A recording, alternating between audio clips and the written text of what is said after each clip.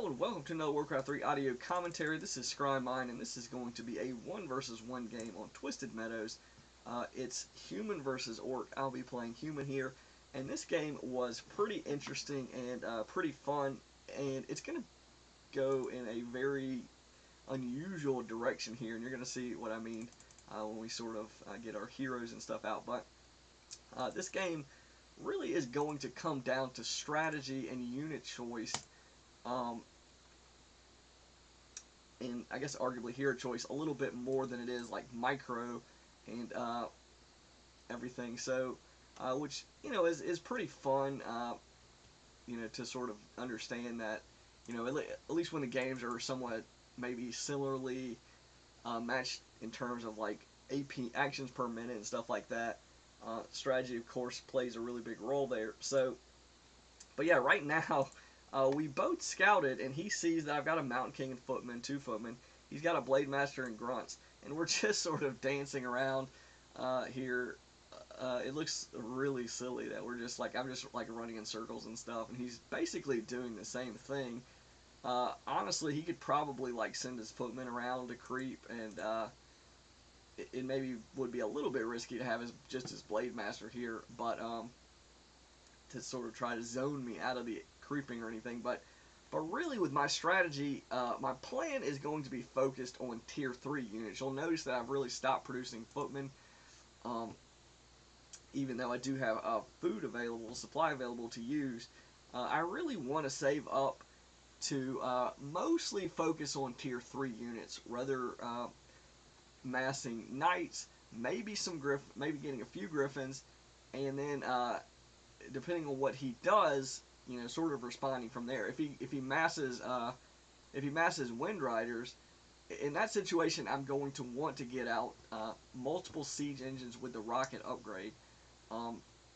Now, the reason I like this sort of playstyle against Orc is because Knights, if you have Knights as like your sort of primary unit, well, for one thing, they're much faster than Footmen. Their stats are sort of a lot. They have a lot more damage output and armor and hit points, especially when you get the Animal War Training upgrade. And so yeah, that's really the main thing. Being able to get around really quick, faster than Footmen, and the normal damage is going to be pretty decent against heroes. It's going to be better than piercing, at least against like fortified targets. And again, the movement speed is a really big important thing. So, and if you go for the Mountain King first, like I've done, if you start to get the Mountain King, sort of power leveled with Stormbolt and now Thunderclap potentially, or even Bash, that's going to go really sort of. It's going to work pretty well with Knights and or Griffins, because you can, Stormbolt a target, either a hero or a unit, of course, and put it, sort of kill it really quickly with, a bunch of Knights with upgrades, or, Griffins. Griffins share the attack upgrades with Knights, so there's synergy there. Siege engines will share the armor upgrades with Knights, so, a little bit of synergy there. And so, generally, I'm going to sort of adapt to what my opponent does, but that's sort of the range of units I like to get. And also, if they've got a Blade Master and you want to get like 1 or 2 flying machines just to keep an eye, not have to get Dust of Appearance, and sort of see where the Blade Master is most of the time, you can do that. Of course, the flying machine can hit air units as well, can see Sentry Wards if those are around. So that's potentially a thing. They're fairly cheap, so in terms of scouting, they're actually, really good, just if you want to scout expansions as well. You can do that. But anyway, the opponent is going to pick up the Naga Sea Witch, and I sort of thought he might have went to creep a green camp or an orange camp here. I didn't really expect him to get a Naga, but he has done that, and he went to scout the Goblin Lab, and I was going to come back into my main base. I'm like, oh, okay, he got a Naga, he's going to come to the main base. Notice I've got the Arcane Tower over here. I've thrown up a guard tower on this side just to sort of cover a little bit. And he comes into my base. This is really pretty risky on his part. He needs to react really quick here, because I can easily just call to arms. I think he did kill 1 peasant. I think he's going to kill another peasant. But he's lost a I think he's lost a grunt, yeah. And this peasant is actually going to escape, which is pretty funny. He escapes like one more hit. And he's going to have to town portal. He doesn't have mana for Windwalk. If he had stuck around even longer, he probably potentially would have lost that grunt. But he loses the Naga as well. So a grunt, a Naga, and a town portal, and like all of his mana and a lot of damage on the Blade Master, which, you know, isn't a big deal because of healing salves. But I only lost 2 peasants there. I guess you could say I lost a lot of lumber harvesting time, but and I took a lot of damage on another peasant. But that definitely was an advantage for me there. He lost more than I did. And everything I've got is still mostly in green in terms of my army. So he has started to produce mass Wind Riders, which doesn't really seem like a bad idea against the Mountain King and Footman. My tower positioning isn't great. I probably should have put the guard tower like right here maybe, so it would be also sort of covered by the Arcane Tower in case he runs in grunts and a Blade Master, or, you know, has Wind Riders. But then I would not be covering Slumber, I guess is good maybe. But anyway, I don't really have enough anti-air right now. I could pop out 2 riflemen, and that would probably be fine in terms of anti-air. Usually when I do this strategy, I like to get a Paladin second, because once you get a level 2 Paladin for Divine Shield, it becomes very hard to snipe either hero and or units. Especially with high armor, if you get armor upgrades on the knights, or just high hit point values on the knights and or griffins, you know, you'll have a lot of hit points. It'll be hard for them to focus down now. But I'm a little bit low on lumber because of all the harassment and the attacking he's done. So I didn't get the Paladin yet, but I'm gonna realize I really need to get that Paladin. He tries to path my Mountain King out, but now both the Naga and the Mountain King have been their movement speed has been buffed in this patch at 1.29. So we're running at the same speed here, but I realize if I chase him long enough, I will potentially get 75 mana for a Stormbolt, and I should be able to kill him there if he doesn't like heal or something. But he is going to run over here and use a heal salve to save himself, unfortunately for me. And the fact that my mana, you know, I'm 10 mana away, and healing salve heals so quickly that is going to be just enough. You know, you see he's up to like 200 hit points now, and I finally get enough mana to Stormbolt him, and he's, you know, he had tons of mana, so, or sorry, not tons of mana, tons of hit points there. So yeah, he's going to chase me down now with the Wind Riders. So that was a pretty, you know, that sort of was his advantage. You know, he did some damage to me. He saved his hero. And now he's going to show up with all these air units, and I'm only really going to have like 1 Griffin in terms of anti-air, and then a couple of towers. I don't have mana on my Mountain King. I don't have actually don't have a shop at this point to get like healing potions or clarity potions, and I blocked my Mountain King off, so I end up taking a massive amount of damage on my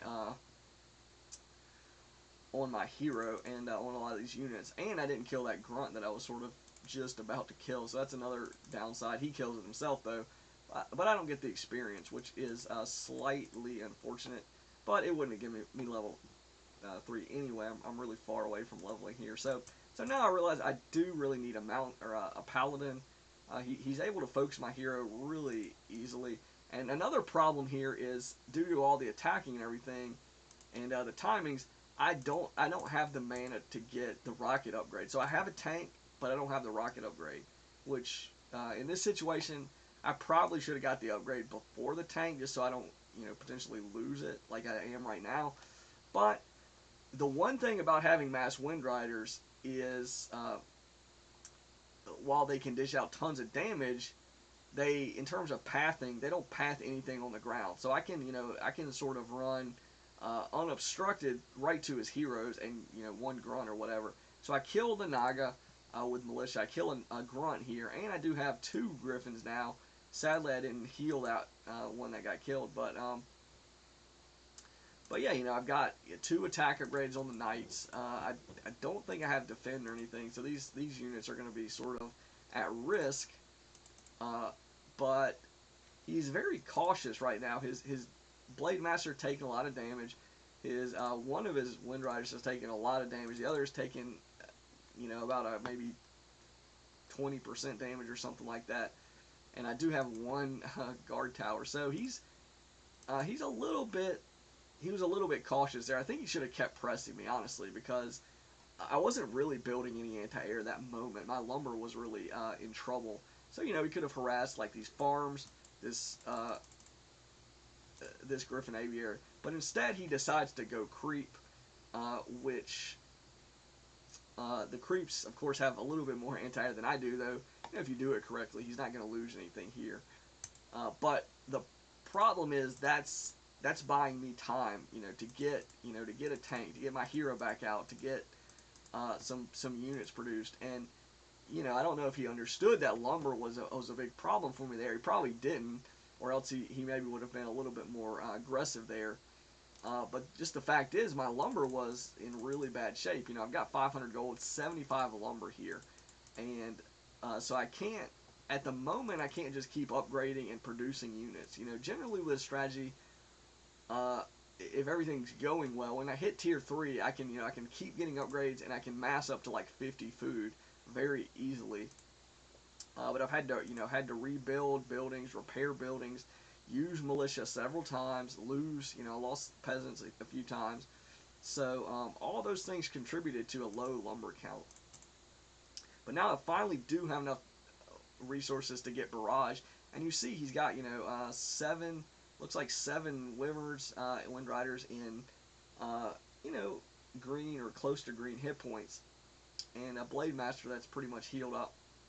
So my anti-air right now is not really up to par. Now when I get barrage though, I'll be in a decent shape, you know, fighting by this guard tower, these 2 guard towers. I built another tower over here, and I've actually bought an orb of fire, which a lot of times doesn't seem like a good idea, but just having the ability to get a little bit more damage on air units from the Mountain King at range will be pretty useful. So it's I think 225 gold.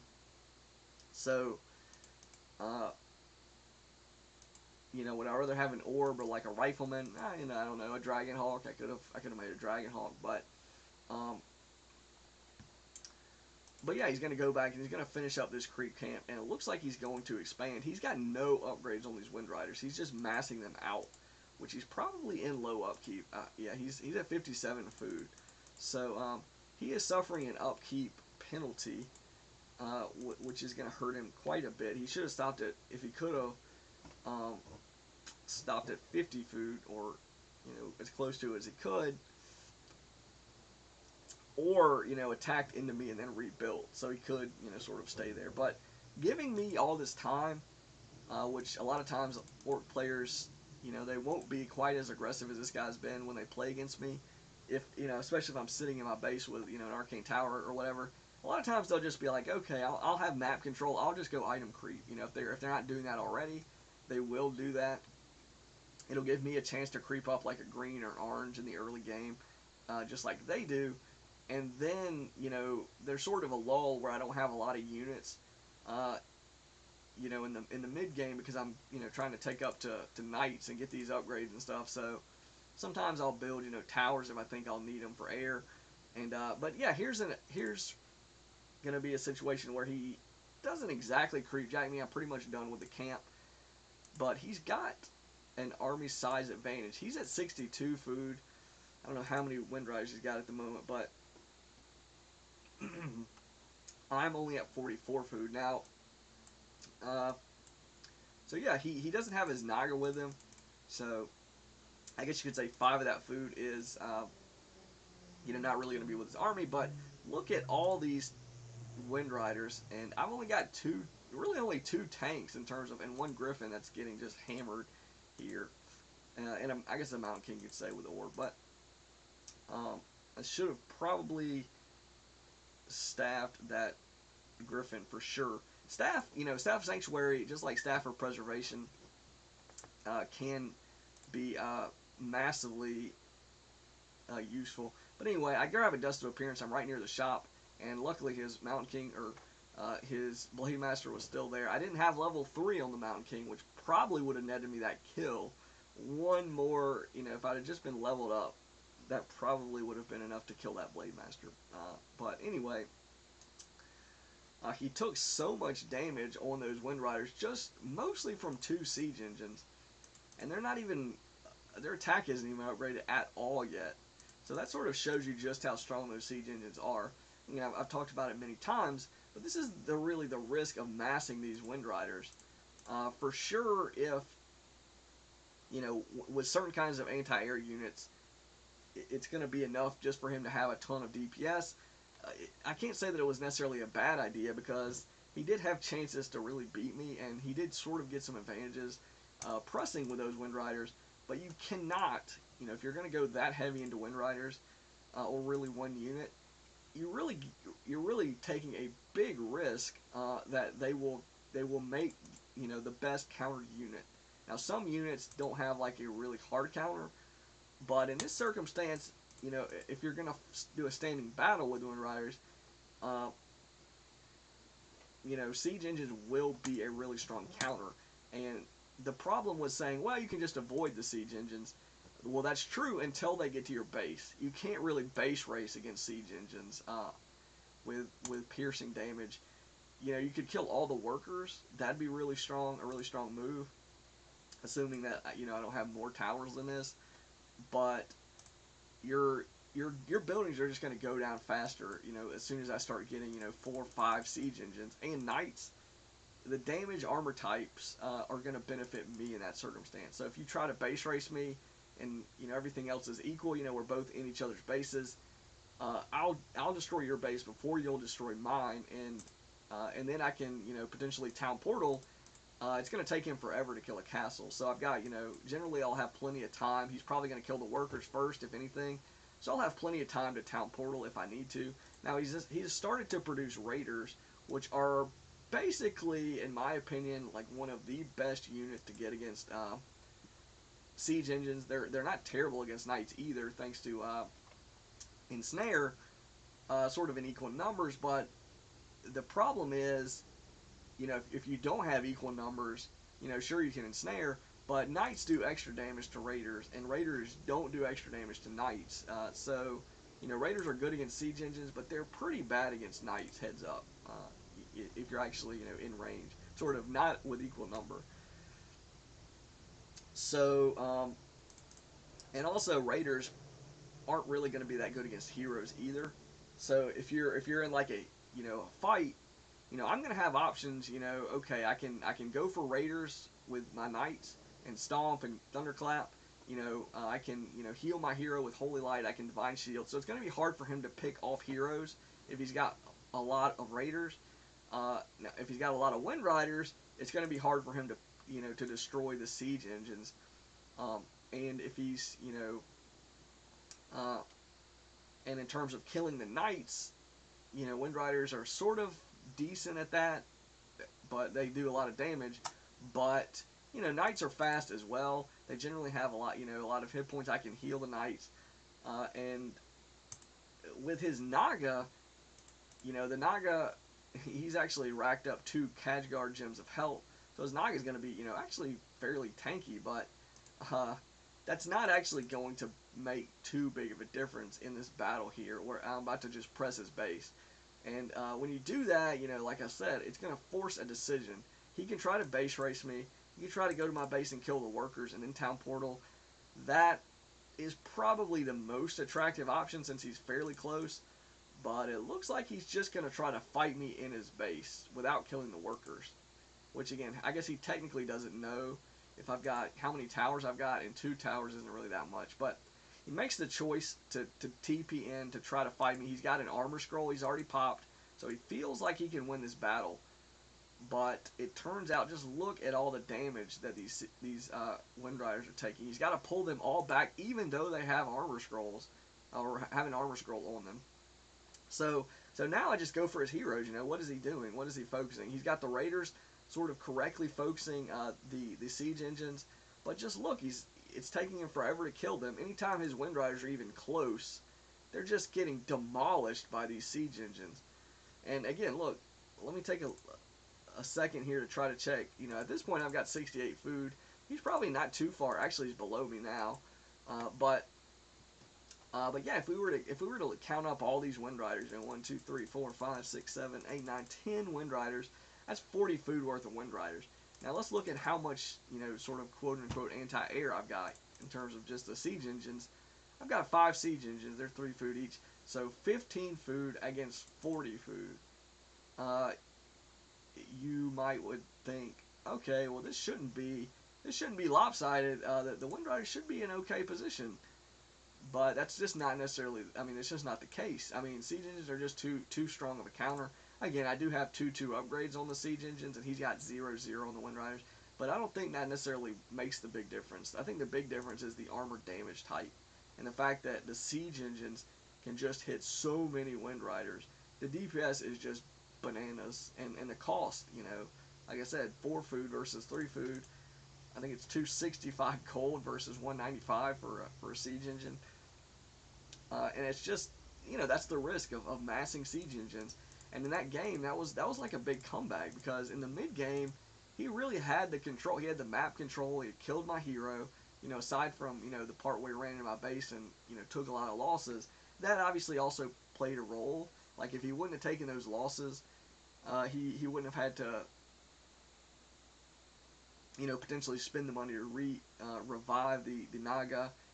Maybe get another town portal and stuff like that. If he wouldn't have had to spend those resources, when he did sort of that really strong push into my base with a bunch of Wind Riders, he would have been in a better situation, and I wouldn't have been as leveled up as I was. So so yeah, that was the mistake that probably let me sort of you know withstand his later attack. And and again, another part where I killed the Naga a second time. If he wouldn't have lost the Naga, he probably would have been a little bit more likely to continue the aggression and probably beat me there. But again, you give the human player time, and I think human has, their specific counters are really strong in the late game if you do it correctly. It's one thing to say, okay, siege engines versus siege engines can do a lot of damage against Wind Riders. Knights can do a lot of damage against heroes or raiders, and then Griffins can do a lot of damage to grunts and like burrows, unupgraded burrows and towers. It's easy to say that, but it's different to sort of understand the timing and also the upgrades, like just how efficient your army can be. And again, it's not really. I mean, obviously, having upgrades is better than not having them in general.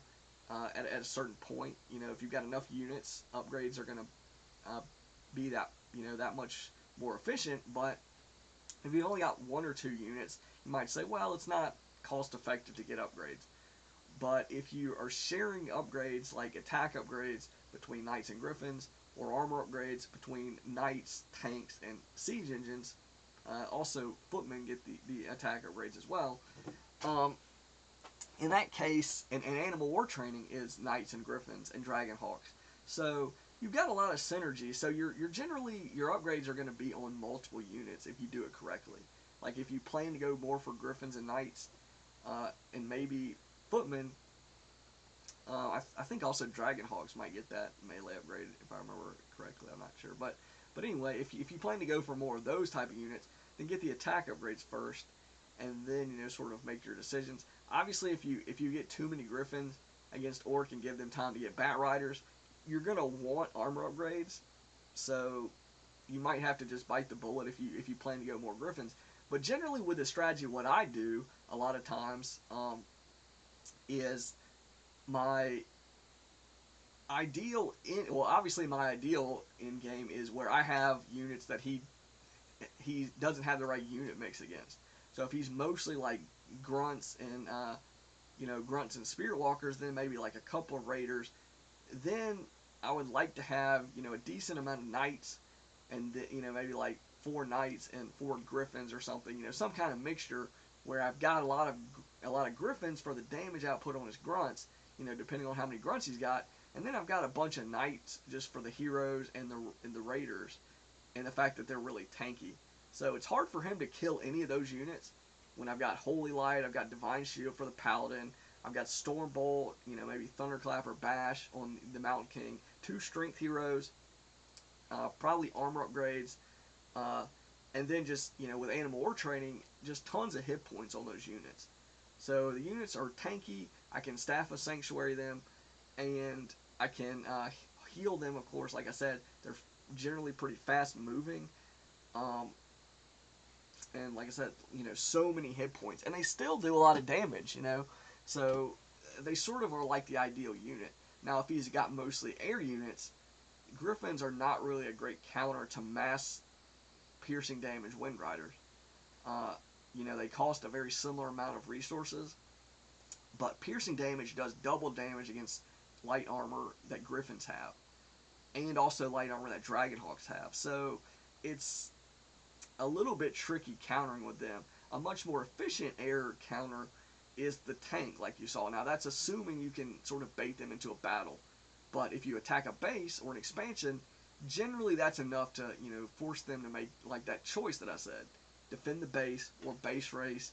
There's not a lot of in between. Like, if you let me attack your base for, a minute and a half with, 4 siege engines, generally that's going to be too long. Generally that's going to just give me too much damage on your base. But anyway, that's if they're more air units like he was here, getting tanks is like the goal. Tanks and knights. So you go for that. And that's really it. If he sees you getting griffins, maybe if you throw up 2 aviaries and 2 barracks, that's the other part. Getting a second barrack so you can really get that Animal War training, mass the knights, and it sort of goes to timing. You also want to have your upgrades started way before tier 3. Like, you hopefully will at least have like 2 either attack or armor upgrades before you get to tier 3, so your timings work out. Like when you start getting the knights out, they already have upgrades. When you start getting the tanks or the griffins out, they will already have upgrades. So if there's an engagement, you're getting that benefit on every single unit. So that's sort of the other important point. But so yeah, the timing is really important because, like you saw, the more time you give somebody to counter something, sure, you might be winning the game at any point in time in the game, but if you don't sort of push your advantage, it could change. I have 1 tank with no rockets, and then he give me 5 minutes, and now I've got 5 tanks with rocket upgrades and 2 upgrades. It's like, well, one army can't touch your air units really, and the other army is just going to roll through your base and your air units like you saw. So yeah. But anyway, if he over counters Griffins with like Bat Riders, a lot of times what I'll do is I'll only build like 2 or maybe 3 Griffins. I might throw up 2 Griffin aviaries, and he might see that, and he's gonna say, oh, okay, he's got a Mountain King. I haven't seen him going too hard on the footmen. Maybe he makes some knights, but he's probably gonna think I'm, going really heavy on the Griffins. But that really depends on what I see him doing. If he's got 2 bestiaries, I probably will not want to go too heavy on the Griffins. I might not even get 2 aviaries if I, manage to see he's got, he's making like Wind Riders. I might throw up 1 aviary and 1 workshop like I did in this game to give myself some flexibility there. But yeah, if he over counters with Bat Riders, let's say he builds like 6 to 9 Bat Riders thinking I'm going to have all these Griffins. What's like, ideally in that scenario, I will only have like 1 or 2 Griffins, probably 2. And if I see him, getting a bunch of Bat Riders, I'll just go straight into mass Knights, because Bat Riders are terrible against Knights. On the flip side, you've got to watch out for getting your base, hit by mass Bat Riders. Obviously, you'll need some kind of anti-air to defend your base, so you might just put up a bunch of guard towers in that case, or leave a siege engine or 2 in your base, or even rifles if you don't want to get a workshop. Just get a couple of rifles in your base or with your army, and you'll be okay. Generally. To maybe stop him from, and also masonry upgrades. If you see him getting that many Bat Riders and you are worried about that, masonry upgrades, towers, siege engine or 2, leave those in your base. And it'll be pretty easy to defend against that generally. And yeah, and the other part is it's going to be hard for him with all those bat riders to a creep anything really generally, and or like engage your army or get map control and stop you from creeping. Because once you get knights and griffins, you can usually creep like really fast. You know, with a paladin to heal, you can run through creep camps with all that damage very quick. So a lot of times what will happen is I'll have like a lull in the mid game, and then in the late game, if they give me time to get my a couple of tier 3 units out and creep, I can go creep like an orange or a red camp real quick, one or two of them even, and then I'll my hero level will be pretty respectable. My hero levels, so he might have a little bit of an experience advantage. Like here, he was 5-3. I was only 4-3 with the heroes, but that wasn't a big enough difference to really control, to really overcome the superior sort of army unit efficiency that I had.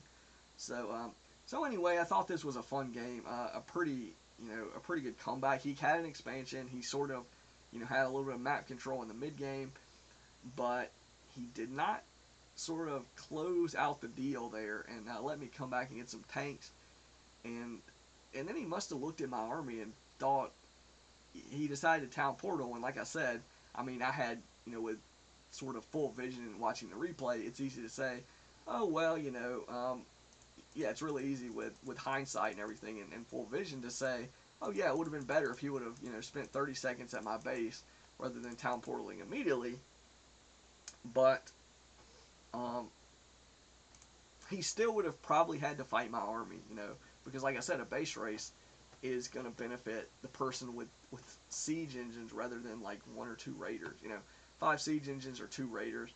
I don't know if I had the masonry upgrades or not, but so it's questionable. Either way, if he tries to base race me, I had the option of town portaling to defend. So it can come up. I was sort of late getting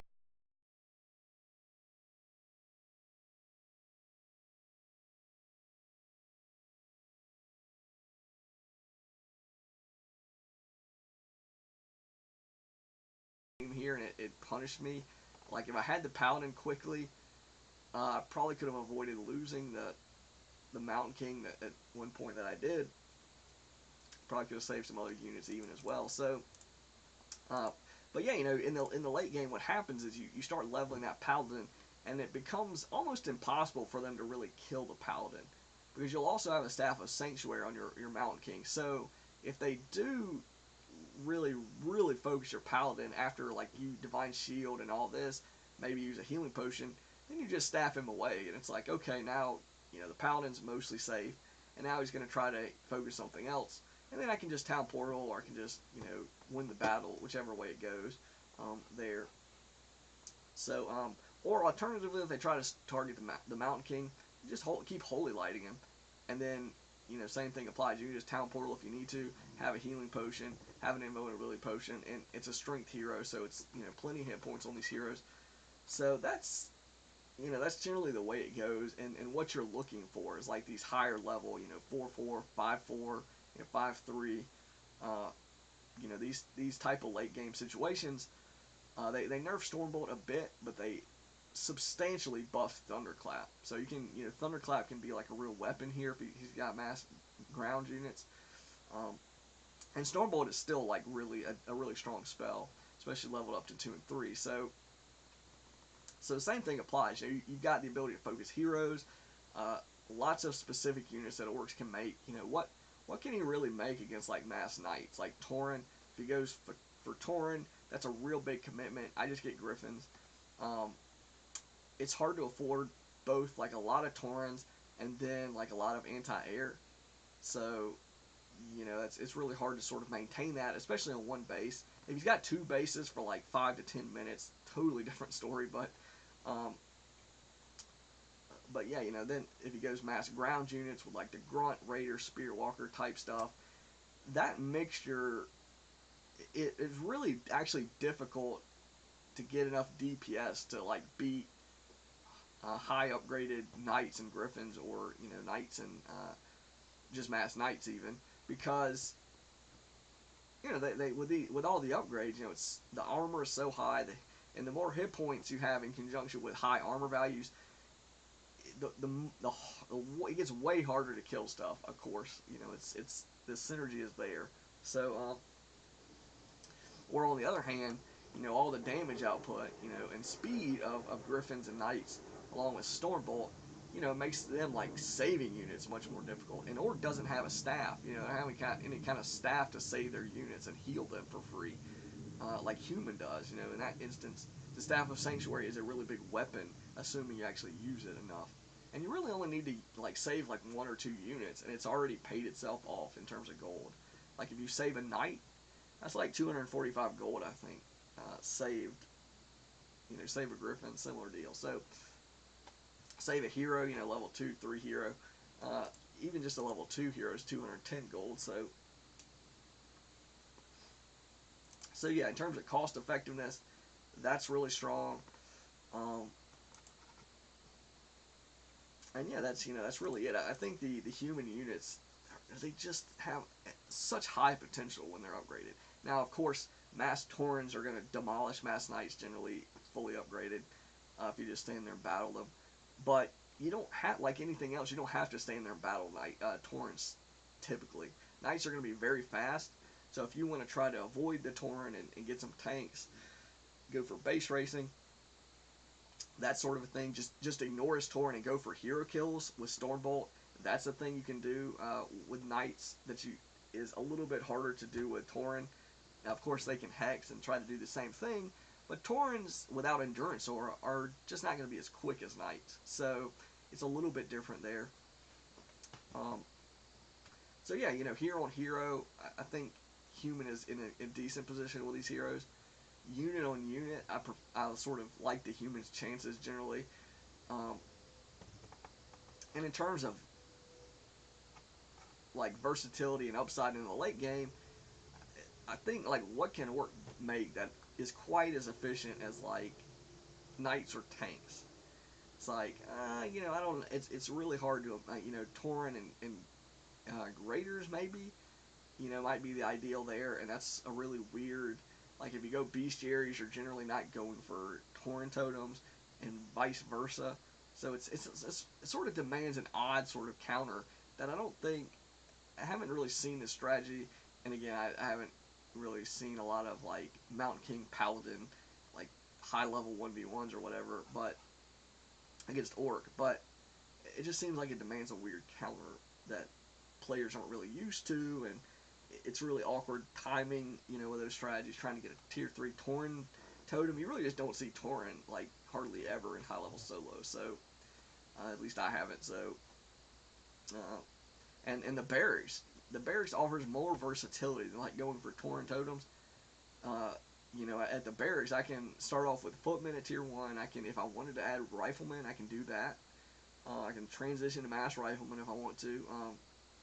Get riflemen tanks if they're massing Wind Riders, perhaps, or Bat Riders, and you know, and then get Knights at tier 3, along with the Animal War training. Whereas if you go for a Tauren totem, you can't build that until tier 3, and then you you know, you can only build Taurens out of that. In the upgrade Pulverize, only the Taurens get that upgrade, whereas Animal War training applies to Knights, Griffins, and Dragonhawks. So 3 units, massive upgrade. The barracks, you can get Defend on Footmen. There's another really good upgrade. You get the Rifleman range upgrade. You know, there's an upgrade. So the human gets a lot of sort of versatility in their like upgrades and their buildings. You know, you look at a workshop. I guess a workshop is sort of on par with like a bestiary. You've got a lot of like siege damage options there and stuff. But yeah, you know, if the Orc wanted to go just barracks and bestiary like this guy did, he's a little bit, I don't know, he's going to be missing out probably on something to counter the Knights at the end of the day. Probably. I mean, I guess you could say Kodos maybe, but that's a little weird to use as well. So, but anyway, that's going to be the end of this audio. Hopefully, you found the strategy somewhat fun and interesting to watch. And until next time, I actually looked through his score notes. Same amount of unit kills. He ended up with a higher army count at some point, 74 versus 68. But hero levels, I slightly beat him out at the end with 3 hero kills. But again, that was the end, I think. So where I won. So it's not exactly a big surprise. Otherwise, it was fairly close before that. Probably even his advantage, honestly, before that last battle. But anyway, this is the end of the audio. ScryMind signing out.